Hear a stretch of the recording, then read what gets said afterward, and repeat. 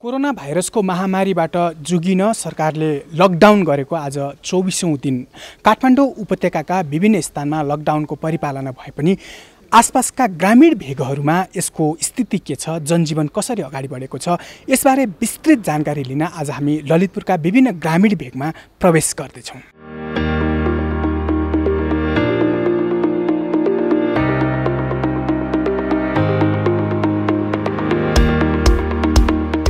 यो ललितपुरको सातो बाटो क्षेत्र रिङ रोड र रिङ रोड भित्रका क्षेत्रहरूमा लकडाउन पूर्ण रूपमा कार्यान्वयन अथवा पालना भएको देखिए पनि वास्तवमै ग्रामीण भेगको जनजीवन यो लकडाउनको अवस्थामा कसरी अगाडि बढेको छ त आज हामी ललितपुर क्षेत्रको ग्रामीण क्षेत्रमा त्यहाँको वस्तुस्थिति बुझ्दैछौँ।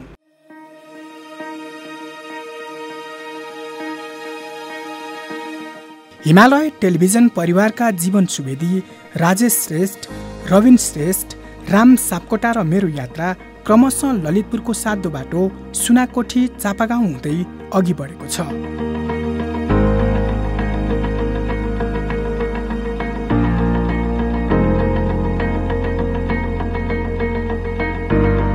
काठमाडौँको जनजीवन असहज भएको भन्दै हजारौं मजदुर उपत्यकाबाट बाहिरिँदै गर्दा चापागाउँ लेले सडक खण्डमा भने मजदुरहरू नियमित रूपमा सडक निर्माणमा जुटिरहेका छन्। यो लकडाउनको अवस्थामा पनि चापागाउँ लेले सडक खण्डमा सडक निर्माणको काम भने धमाधम भइरहेको छ। श्रमिकहरूले कसरी काम गरिरहनु भएको छ, उहाँको अवस्था के छ त हामी उहाँहरूसँगै कुराकानी गर्न गइरहेका छौँ। अब पैसा मिलेन, अब पैसा मिलेमा फर्किन्थ्यौँ, अब पैसा नमिलेपछि के गरी फर्किने? पैसा नमिलेको भनेको ठेकदारले नदिएको? ठेकदारले कम्पनीले दिएको छैन, ठेकदारले त कहाँबाट दिने भयो होइन, घरबाट लिने कुरा होइन। अनि अब कम्पनी नदिएर हामीलाई अब यस्तो भयो क्या हिँड्ने। पैसा दिएको छैन भन्नुभएको छ, काम गरिरहनु भएको छ, बसाइ पनि होला? बसाइ त अब कुखुरा खोर जस्तो अब के गर्ने, भुलिया छ त्यही व्यवस्था त अब यस्तै त हो नि, यस्तै बसेछ, यसै खाइएछ, नुन तेल अब भन्ने कुरा अलिअलि पाइएको छ। समस्या छ होला? समस्या त छ, अब के गर्ने बाबु, समस्या भएर के गर्ने? समस्या त अब त्यही हो, अब खाना अब पिनहरू अब अलिअलि अब कम्पनीबाट दिएको छ अलिअलि, अनि त्यही अब पैसा दिन्छ, त्यहीले आफ्नो कमाइ गरेको पैसा दिन्छ, त्यही खान्छौँ। यो राहतको प्याकेजहरू पनि बढी जसो वडाहरूले बाँडिरहेको छ नि, त्यतातिर कहाँ यहाँ हाम्रो गाउँको मान्छेलाई नभएर काम यहाँ बाहिरको मान्छेलाई कहाँ हुन्छ भन्छ, अनि कहाँबाट हामी जाने? त्यहाँ नै छैन हामीलाई दिएको। के माग्छ गाउँको मान्छेलाई नभएर बाहिरको भनेर विभेद गरेको छ? त्यस्तै भनेछ त गरे। कसैले पनि पाउनु भएको छ नि? नै छैन हाम्रोमा छैन। अनि त्यही हो, अब के भन्ने, अब हामी दुःख पाएको मान्छे, अब काम गर्न किन आएको त, बुढाबुढी मान्छे भन्छ, घरमा केही नबसी त आउनु पऱ्यो नि त। कोहीले नहेरेपछि नआउने। अब तपाईँहरूले अब गर्नुभयो, राम्रो काम गर्नुहुन्छ, अब हामी अब धुलो माटोमा काम गर्दैछ, त्यही पनि हामीले मिल्दैन हामीलाई, अनि के गर्ने त अरू?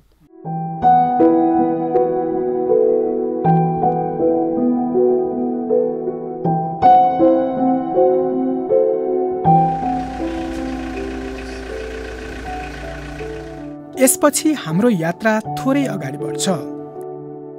हामीले केही मजदुर परिवार सहित भक्तपुरबाट मकवानपुर पैदलै फर्किँदै गरेका भेट्यौँ।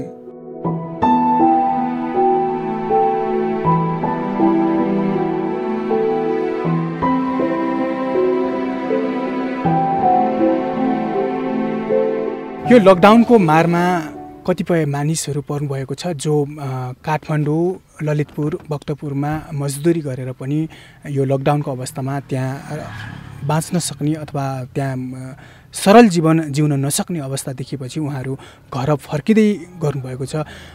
यहाँ हामीले यो घर फर्किँदै गर्नुभएका केही व्यक्तिहरूलाई टिका भैरव माथिल्लो अवस्थामा हिँड्दै गरेको अवस्थामा हामीले उहाँहरूलाई भेटेका छौँ।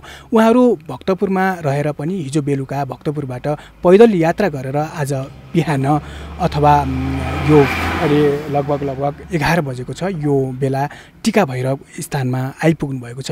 उहाँहरू कसरी यो अवस्थासम्म आइपुग्नु भयो, उहाँहरूको स्थिति के छ, हामी कुराकानी गर्दैछौँ। यहाँको शुभ नाम भन्नुहोस्। मेरो चाहिँ मनिक वाइबा, मनिक राज वाइबा मेरो चाहिँ। अनि बस्ने चाहिँ म सूर्य विनायकमा बस्छु सर। अनि कोठा चाहिँ हाम्रो टहर छ। अब लगभग अब यो 11 गते त 1 महिना हुन्छ, कामसाम केही पनि छैन। अनि फेरि यो वैशाख अब 15 गतिसम्म थप्यो अनि अब खानेकुरै नभएपछि त बस्ने उही छैन सर। अब घरतिर जसरी पनि जानै पर्यो। राति 10:40 हुँदाखेरि चाहिँ हामी त्यहाँबाट निस्क्यौँ। मेरो 4 जना परिवार, यो साला मेरो यो अनि सालाको बुढी अनि 2टा साला छ। अनि त्यसरी हामी राति 10:40 मा चाहिँ हामी हिँडेको सर। अनि सल्लाहघारीमा पुलिसले पक्रिन्छ कि भनेर अनि अझै त्यो उतापट्टि त्यो कटुङ चाहिँ हुँदै घुमेर गट्ठाघर निस्केँ।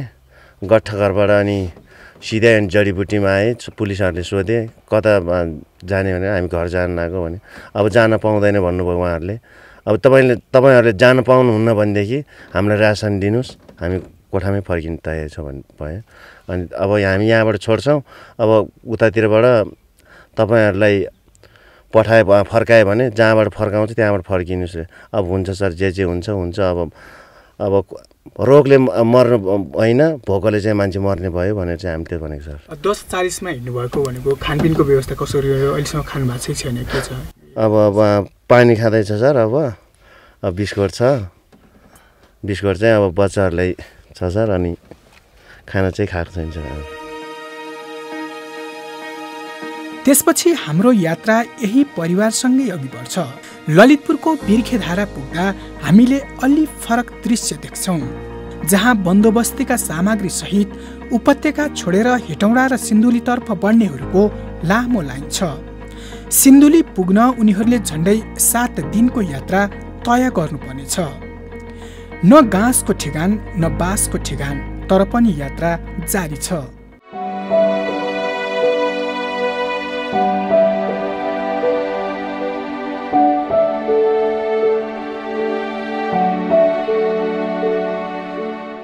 यो पछाडि मानिसहरूको लामो लाइनहरू आफ्नो बन्दोबस्तीका सामग्रीहरू बोकेर आउँदै गरेको यहाँहरूले देखिरहनु भएको छ। लामो लकडाउनका कारण काठमाडौँमा जनजीवन असहज बनेपछि उहाँहरू आफ्नो घरतर्फ फर्कँदै हुनुहुन्छ। तपाईँ हिँडेरै आइरहनु भएको छ, कहाँ पुग्दै हुनुहुन्छ? हामी सिन्धुली। सिन्धुली हजुर, हिँडेरै जान खोज्नुहुन्छ। अनि किन फर्किन लाग्नुभयो घरतिर? किनभने त्यहाँ त हामीलाई अभावै भयो। हेर्नुहोस्, खानु बस्नुको लागि बिजोग हो, समस्या भयो। किनभने त्यही कारण हामी हिँड्यौँ। राहतको बन्दोबस्त सबै व्यवस्था मिलाउँथ्यो होला नि, तपाईँहरू फर्किनु भएछ? रातको त्यहाँ बन्दोबस्त भयो सर। त्यो गाउँमा बाँडेपछि हामीलाई होइन, किनभने रातको बन्दोबस्त नभएको कारणले हामी गाउँतिर फर्क्यौँ। यो त अब तपाईँ सिन्धुली पुग्न त लामो समय लाग्ला। बिचमा बास बस्ने कुराहरू, खानेकुराहरूको बन्दोबस्त कसरी गर्नु? हामीले हजुर चिउराहरू बोकेर हिँड्दैन। त्यही हो। कति दिन जतिमा पुग्नु? अब लाग्ला 3 दिन जति। मेरो घर चाहिँ सिन्धुली जिल्ला होइन, सिन्धुली जिल्ला। मेरो घर चाहिँ बढीमान। यहाँ कहाँ बस्नुहुन्थ्यो? म उता के भन्छ चापागाउँ लापाभट्टा। के गर्नुहुन्थ्यो काम? इँटा बनाउने। हजुर, इँटाभट्टा बन्द भयो? बन्द भएर हाम्रो त केही खाना नपाएर हामी हिँड्ने। राहतको कुनै? हाम्रो रात त्यस्तो पाएन। अनि त्यही भएर हामी यस्तो हिँड्न कति दुःख गरेर हिँड्नु पऱ्यो हाम्रो यस्तो बच्चा बोकेर। अनि खानपिन, पानी, खाजाको व्यवस्था कसरी? बासको व्यवस्था केही पनि छैन। हामीले अहिले आफूले बोक्ने हिँड्ने त्यस्तो। जहाँ पुग्यो त्यहीँ बस्ने फेरि हिँड्ने। आफ्नो छ भने खाने, नछ नखाने। कति दिन जतिमा पुग्नु? हामीलाई अब 3 भित्रमा पुग्नु भएर हिँड्यो भने त होइन, लाग्नु चाहिँ अब 5 दिनसम्म लाग्छ भने हिँड्ने मान्छेले।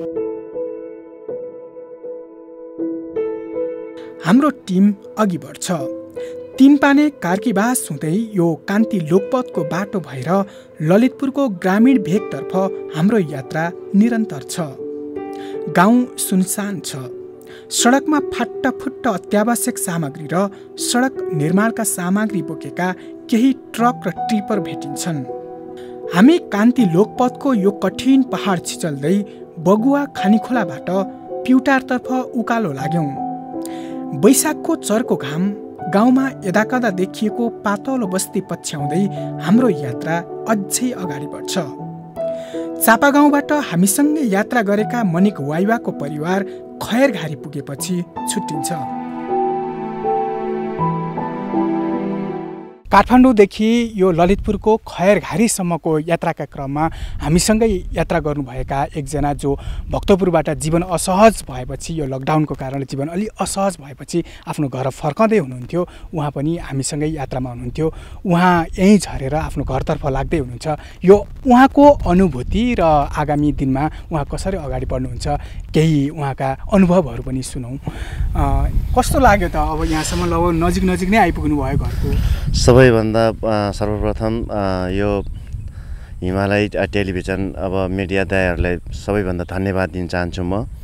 हुन त खासै गरी हाम्रो जेबमा पैसा भनेको 100-200 मात्र थियो। अब कसरी घरमा पुग्छ भने चाहिँ तरास थिएँ। भक्तपुरबाट चाहिँ हामी रातको 10:40 कोठाबाट निस्केँ। अनि खानासाना केही पनि छैन, बिस्कुटको भरमा आइपुगेँ। तपाईँहरूले खाजा खुवाउनु भयो, चिया खुवाउनु भयो, धेरै धेरै धन्यवाद छ तपाईँहरूलाई। अनि अब चाहिँ हामी घरमा पुग्छ भने मलाई धेरै खुसी छ। अब नजिक आइपुगेँ, अब बाजेको घरमा आइपुगेँ। अब बाजे घरमा बस्छु म। अनि त्यस पछाडि अब भोलितिर जाउँला। अनि काठमाडौँ भनेको त अब म यहीँनिर अब यहाँहरू जस्तै इभन हामीहरू पनि काठमाडौँलाई एउटा कर्मथलो बनाएर बाहिर गाउँबाट भित्रियौँ होइन। अब एक किसिमको काठमाडौँ भूकम्पपछि भूकम्प जाँदा होस् अथवा यो लकडाउनको कारण पनि धेरै मानिसहरू काठमाडौँ छोडेर गाउँ जाने एउटा परिस्थिति बन्यो। यहाँहरूलाई त्यस्तो सोचाइ आएन कि अब काठमाडौँ कर्मथलो भन्दा नि अब गाउँमै केही गर्नुपर्छ भन्ने भावना केही जागृत भएको हो कि के छ? मेरो चाहिँ सर अब काठमाडौँ बसेर चाहिँ अब विकल्प छैन। अब कोठा भाडा कसरी तिर्ने त्यस्तो लकडाउन भइसकेपछि अब होइन। अब ज्यामी काम गरेर खानुपर्ने मान्छेहरूको चाहिँ अभावै छ सर। अब गाउँमै गएर केही अब आफ्नै अब रेखाबारीतिर अब केही बिजनेस गर्नु पर्ला भन्ने चाहिँ सोचमा छ सर म। यो बिचमा गाउँपालिका पनि छ, वडा पनि छ, स्वयं सरकार पनि छ। जस्तो यहाँहरू जस्तै मानिसहरू जो गाउँ फर्किनु भएको छ, खेती किसानमै आबद्ध हुने हो। व्यावसायिक खेतीको लागि सरकारले अब के गरिदियोस् भन्ने यहाँको चाहना छ? जो यहाँहरू जस्ता युवाहरू गाउँमै केही गर्न चाहनुहुन्छ। गाउँमा त अब सर अब त्यही त नि अब गाउँघरमा अब यस्तो यात्राको अभावै हुन्छ सबैभन्दा ठुलो कुरा।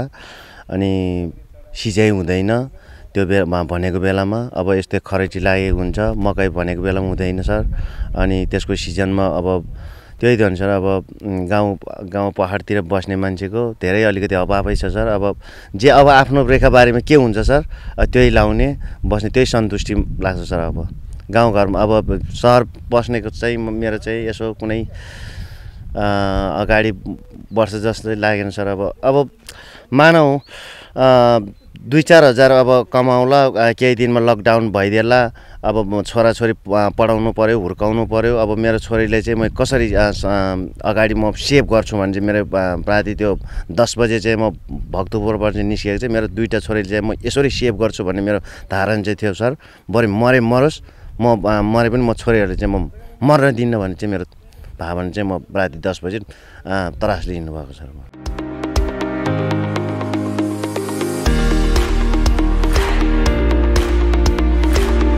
बागमती नदीलाई पछ्याउँदै हाम्रो यात्रा दक्षिण ललितपुरको ग्रामीण भेगतर्फ अघि बढ्छ।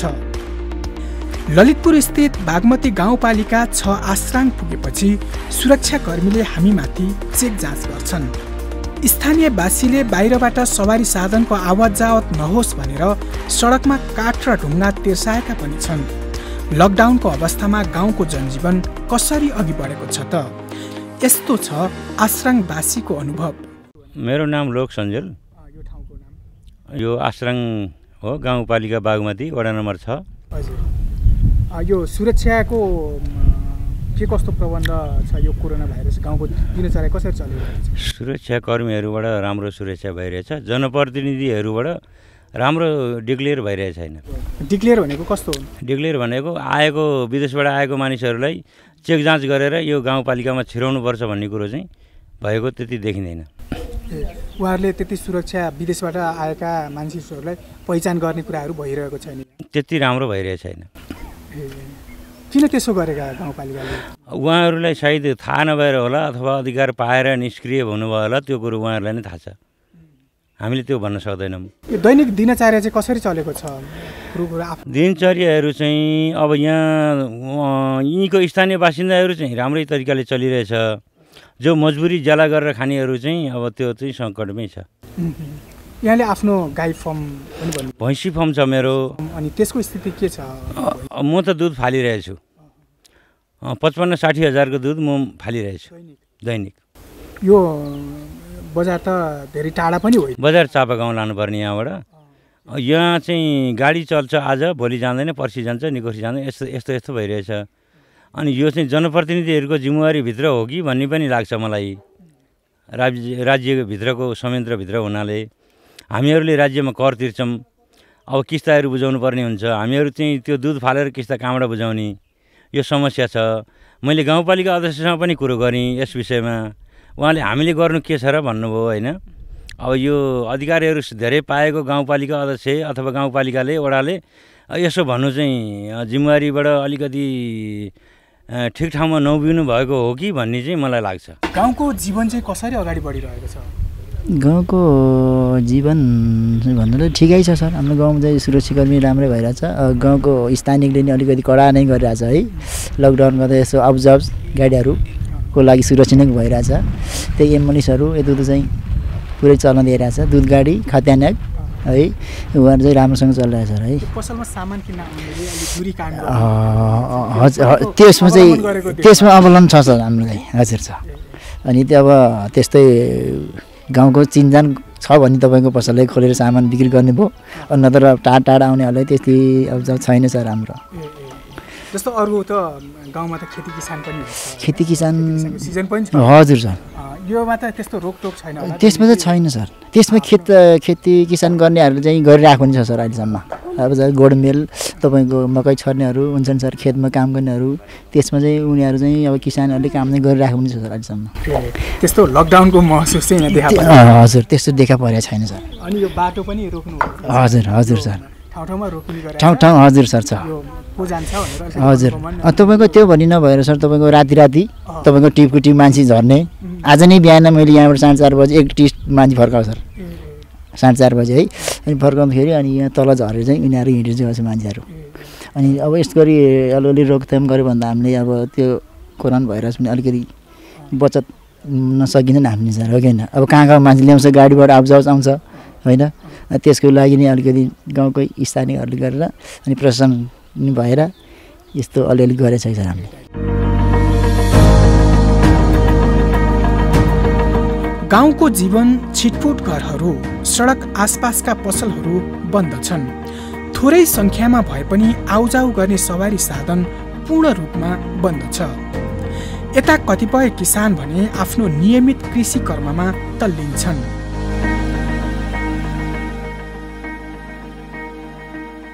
ललितपुरको आश्राङ हुँदै हाम्रो यात्रा अझै अघि बढ्छ। बागमती नदीको किनार हुँदै बागमती गाउँपालिका वडा नम्बर 7 स्थित गिम्दी बेसी पुगेपछि हामी रोकिन्छौँ।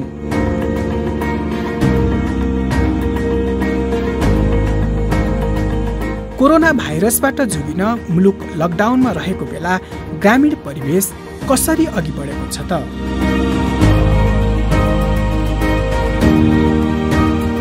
हामी यति बेला बागमती गाउँपालिका वडा नम्बर 7 को गिम्दी बेसीमा छौँ।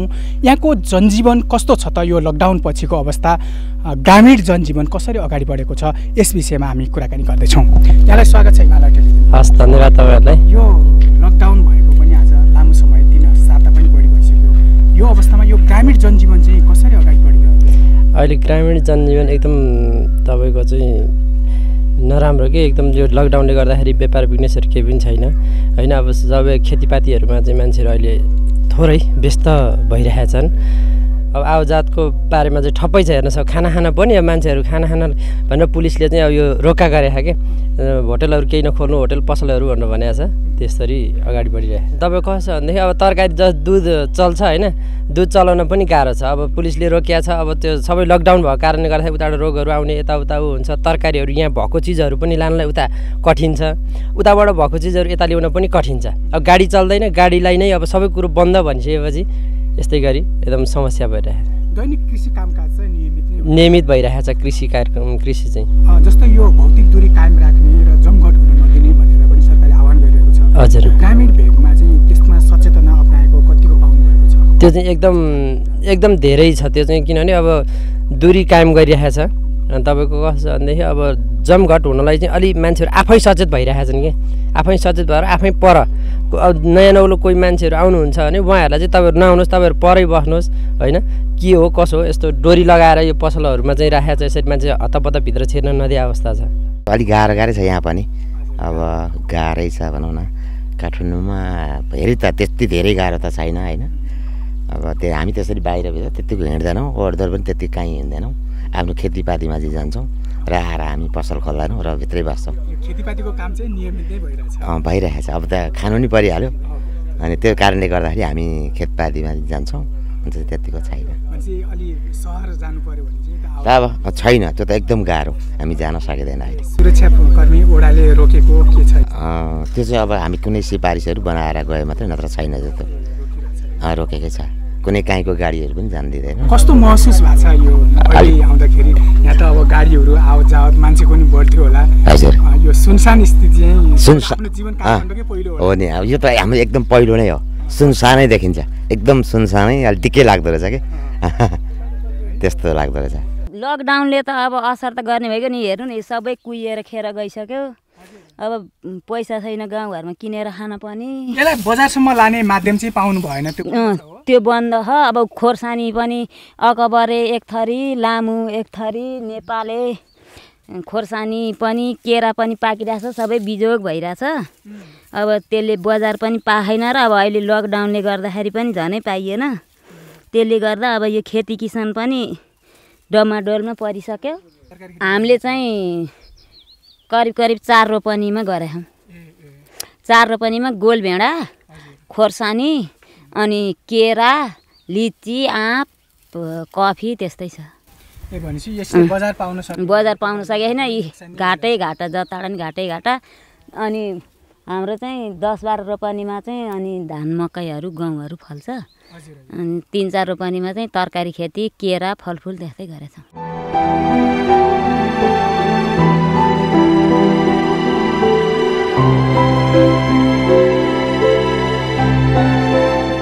यो लकडाउनको अवस्थामा यो ग्रामीण भेगका जनजीवन स्वाभाविक रूपमा सामान्य तवरले अगाडि बढेको देखियो भने कतिपय किसानहरूले भने कृषि उपजहरू जस्तै गोलभेडा, खुर्सानी, दुध जन्य पदार्थहरू बजारसम्म लान नसकेकोमा उहाँहरूले गुनासो गर्नुभएको छ। सामाजिक दूरी कायम राख्ने अथवा यो कोरोना भाइरसको विरुद्ध सचेतना अपनाउने विषयमा भने गाउँ पनि बढी संवेदनशील भएको देखिएको छ। हाम्रो यात्रा गिम्दी बेसीबाट पुनः काठमाडौँतर्फ मोडिन्छ। ग्रामीण जनजीवनको वस्तुस्थितिबारे केही जानकारी लिएपछि स्थानीय सरकार र सुरक्षा निकायले यो विषम परिस्थितिमा कसरी काम गरिरहेका छन् त यसबारे पनि हामीले बुझ्न चाह्यौँ। वास्तवमा भन्नुपर्दा यो जुन कोरोना भाइरस विरुद्ध, यो कोभिड-19 विरुद्ध चाहिँ सरकारले गरेको लकडाउनलाई मध्यनजर गर्दै बागमती गाउँपालिका वार्ड नम्बर 4 भित्र चाहिँ हामीले नम्बर 1 मा जनचेतनामूलक कार्यक्रम गर्यो। प्रत्येक टोलमा गएर सन्देशमूलक कार्यक्रम गरेर तपाईहरू सुरक्षित बस्नुहोस्, आफू पनि बचौँ र अरूलाई पनि बचाउँ भन्ने नारासहित हामीले प्रत्येक घरमा तपाईहरू टोलमा पुगेर चाहिँ हामीले तपाईहरू यो रोगको विरुद्ध लड्नको निमित्त, बाँच्नको निमित्त तपाईहरूले चाहिँ एकदमै आफ्नो टोलमा समुदायलाई सचेत गराउनुहोस्। अब भिडभाड भएर नबस्नुहोस्, तपाईहरू जम्काभाट भएर नबस्नुहोस् भनेर हामीले सल्लाह सुझाव दियो नम्बर 1 मा पहिलो चरणमा। दोस्रो चरणमा चाहिँ हामीले काम गर्ने सिलसिलामा अब हामीले तत्कालीन गाउँपालिका बोर्डमा बैठक बसेर हामीले तपाईँको अब हामीले एउटा सन्देशमूलक फ्याक्स बोर्डहरू बनाएर, बोसरहरू बनाएर हामीले चोकमा बस्तीमा लगेर हामीले तपाईँको त्यो देखाउने भिजुअलहरू जस्तै बोर्सरमा देखाउने काम पनि गर्यो, पर्दा पम्पलेटमा देखाउने काम पनि गर्यो।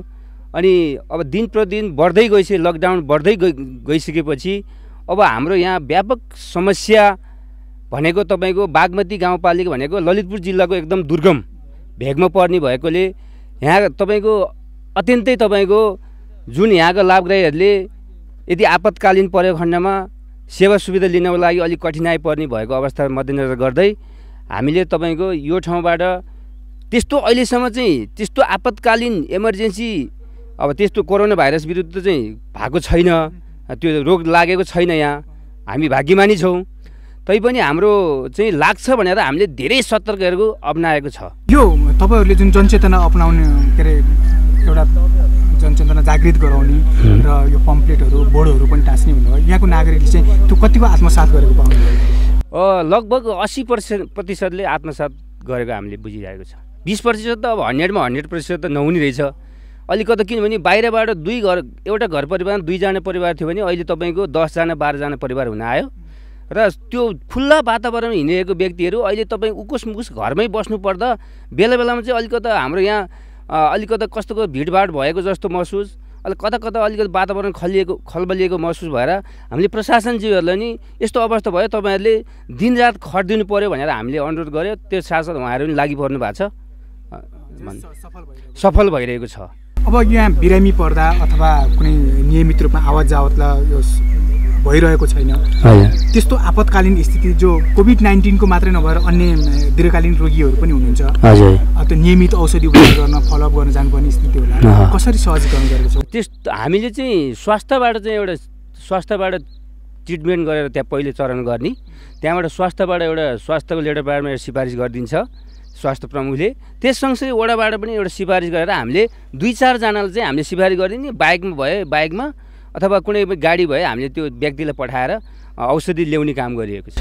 जस्तो काठमाडौँबाट अथवा विदेशबाट र कतिपय भारतीय भूमिबाट पनि नेपालीहरू फर्केका छन्, यो ओडामा त्यस्तो फर्केको स्थिति उनीहरूलाई अथवा फर्केको व्यक्ति छन् भने क्वारेन्टाइनमा राखिएको के त्यस्तो स्थिति छ? हाम्रो चाहिँ तपाईँको मलेसियाबाट आएको एकजना भाइ हुनुहुन्थ्यो, फाल्गुन 26 गते यहाँ आएको। अनि अब हाम्रो सरकारले गरेको चैत 1 गतेबाट कुनै व्यक्ति हाम्रो यो वडामा आएको छ भने तपाईँहरूले तुरुन्त तपाईँहरूले क्वारेन्टाइनमा राख्नुहोस् भन्नुभएको थियो, राख्ने व्यवस्था गरेर पठाउनु पऱ्यो, फरवार्ड गर्नु पऱ्यो भन्नुभएको थियो। तर उहाँ चाहिँ डेटभन्दा अगाडि आएको कारणले गर्दा उहाँ अहिले सकुशल हुनुहुन्छ, तन्दुरुस्त एकदम काम गरेर बसिरहनु भएको छ। त्यस्तो आपत्ति चाहिँ छैन हाम्रो वडा, समस्या भेटेको छैन। सामान्य रुवाखोकी अब ज्वरो आउने त पहिले पनि भइरहन्थ्यो, त्यसलाई अब हुँदा लक्षण त्यस्तो देखिन्छ। तर त्यही हामीले यदि ज्वरो आयो भने तपाईँको अब रुवाखोकी लाग्यो भने तुरुन्त हाम्रो स्वास्थ्य चौकी यहीँ छ, त्यही हामीले रिफर गर्ने काम ल्याउने काम गरिरहेको छ। अब यो लकडाउन बढेसँगै कतिपय आर्थिक अवस्था नाजुक भएकाहरूलाई दैनिक खाद्यान्न आपूर्तिको पनि समस्या देखा परेको छ, त्यो व्यवस्था चाहिँ कसरी गरिरहेको छ? त्यो व्यवस्था चाहिँ बागमती गाउँपालिकाको हाम्रो बोर्डमा बैठक तत्कालीन आपतकालीन बैठक बसेर हामीले प्रत्येक वडालाई वडाबाट चाहिँ हामीले डाटा सङ्कलन गरेर अति विपन्न, असहाय, दलित अनि 75 वर्ष नागेका उमेरका व्यक्तिहरू जो कसैको सहारा छैन, ऊ आफ्नो घरमा उनीहरूको परिवार त्यो 75 वर्ष नागेको परिवार उनीहरूको घरमा सहारा दिने व्यक्ति छैन र बिहान बेलुका छाक टार्नलाई मजदुरी गरेर ज्यालादारी गरेर गिटी बालुवा कुटेर उनीहरूले बेचबिखान गरेर खान्थ्यो भने त्यस्ता व्यक्तिहरूलाई मध्यनजर गर्दै हामीले हाम्रो बागमती गाउँपालिका वार्ड नम्बर 4 मा चाहिँ 113 घरको हामीले लिस्ट डाटा सङ्कलन गरेर गाउँपालिका होइन बागमती गाउँपालिका वार्ड नम्बर 4 मा मैले सन्दर्भमा भन्दैछु, हामीले हिजोदेखि हामीले रात वितरण कार्यक्रम गरिरहेको छ। अहिलेसम्म तपाईँको यात्रा गर्दाखेरि तपाईँको पैदल यात्रा रहेछ, पैदल यात्रा गर्दाखेरि अलिकति कठिनाइ पनि भइरहेछ। अब मानिसहरूको भेला पनि अलिक बढी नै भइरहेछ, त्यो आवत जावत अब काठमाडौँबाट आउँदाखेरि अलिकति मार पनि परिरहेछ। हाम्रो वडा अध्यक्षज्यूलाई पनि भनेर हामीले यसो चाउचाउ पानीको व्यवस्था पनि गर्न लगाएको छ। हामीले यही वडाभित्रको मानिसहरूको त्यो जमघट यताउति त्यसको अनुगमन गर्न अथवा त्यसलाई नियन्त्रण गर्न चाहिँ कतिको अप्ठ्यारो भएको छ? हामीले त्यस्तो अब कठिनाइ त भएको छैन, हामीले सबैजना हामी लागि परेका छौँ। वडा अध्यक्षको नेतृत्वमा राखेर हामीले सबै छलफल गरिरहेछौँ र खासै हाम्रो वडामा चाहिँ र 4 नम्बर र 6 नम्बरमा खासै भेला भएको छैन। अन्त त्यो गर्दाखेरि अलिक राम्रै नै भइरहेछ, अहिलेसम्म सफल नै भइरहेछ। सवारी साधन आवत जावतको स्थिति के छ? सवारी साधनको हजुरको अब बिरामी भएको अवस्थामा छ भनेदेखि मलाई ट्रिटमेन्टको लागि काठमाडौँ पनि पठाइरहेछौँ हामी। सबनै गरेर वडा अध्यक्षको नेतृत्वमा पनि भइरहेछ र हाम्रो नेतृत्वमा पनि भइरहेछ र माथिको निकायसम्म पनि हामीले सबनै गरेर त्यसपछि पठाइरहेछ। यो काठमाडौँ हुँदै हेटौँडासम्म पुग्ने कतिपय पैदल यात्रुले चाहिँ काठमाडौँको जनजीवन अलि असहज हुने ठानेर आफ्नो घर फर्किँदाखेरि यो बाटो भएर प्रयोग गरेको देखिन्छ। उनीहरूलाई सहजीकरण उनीहरूको अप्ठ्यारो के छ, कसरी गरिरहेछ यो सुरक्षाकर्मीले? अब हामीले त्यो सम्झाइरहेछौँ हामी होइन। अब खासै गरेर तपाईँको अब हिँडेर आएको हुन्छ मान्छेहरू, धेरै मात्रामा धेरै हुन्छ, भिड हुन्छ। अनि बिस्तारै बिस्तारै लाग्नु, अलिकति 5 जना 7 जना गरेर बिस्तारै बिस्तारै जानुहोस् तपाईँहरू। र प्राय गरेर अब तपाईँको अब बगुवाबाट अब चढेर पनि आएको कोही सानो बुढाबुढी पनि हुन्छ, ट्रकमा पनि यसो अलिकति पुर्याइदिन्छ। उहाँको स्थानीयहरूले पनि सहुलियत गर्छ र हाम्रो वडाले पनि गरिरहेछ, वडा अध्यक्षको भनेर अनि हामीले त्यहाँसम्म गन्तव्यसम्म पनि पुर्याइरहेछौँ हामीले। भनेपछि उनीहरूलाई सोधिन्छ, जेन्युन छ, बाध्यता नै छ? बाध्यता नै छ हजुर। स्थिति नै गर्दाखेरि अलिकति नाजुक स्थिति हुँदाखेरि अलिकति छोडेको पनि छौँ हामीले। तपाईँहरू आफैलाई चाहिँ कतिको अप्ठ्यारो छ? किन भन्दा कतिपय यही तपाईँहरू भिडभाडमै जानुपर्ने अवस्था नै हुनसक्छ, सम्झाउन बुझाउन। अब यहाँले भन्नुभयो हामी पनि आउँदाखेरि यो बाटो भएर अनि ग्रुपमा मान्छे आउने स्थिति छ, त्यसमा यो त भाइरसले त हामी देखिँदैन सर, देखिँदैन। महसुस गर्नु अप्ठ्यारो नै छ सर। अब खासै गरेदेखि अब यो अब टोलमा गाउँमा र अलिकति बाटोमा हिँड्दाखेरि अलि अप्ठ्यारो नै हुन्छ। हामीलाई पनि अलिकति डर छ, हामीलाई पनि साधन नभएको कारण हो। अब खासै गरेर अब त्यही हो, चेनचारो अलिकति हातमा लगाइन्छ र मास्क लगाइन्छ। अनि त्यसपछि सम्झाइन्छ हामीले यस्तो गर्नु हुँदैन, मास्क लगाएर हिँड्नुहोस्, तपाईँहरू हेन्ड लगाएर हिँड्नुहोस् अथवा पन्जा लगाएर हिँड्नुहोस्, अलिकति राम्रोसँग व्यवस्थित तरिकाले हिँड्नुहोस् भनेर हामीले सम्झाएर बुझाएर पठाएको छौँ। हामी प्युटार फर्किँदा साँझको 6 बजिसकेको थियो। उही बाटो भएर काठमाडौँ फर्किनु त थियो नै, सडकमा केही अवरोधहरूको पनि सामना गर्नु पर्यो।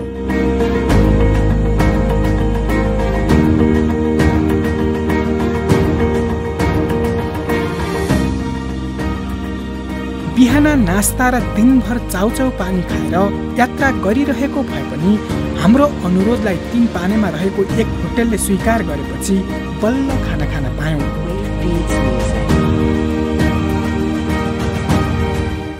त्यसपछि अघि बढेको हाम्रो यात्रा टेलिभिजनको केन्द्रीय कार्यालय मध्य बानेश्वर पुगेर टुङ्गियो।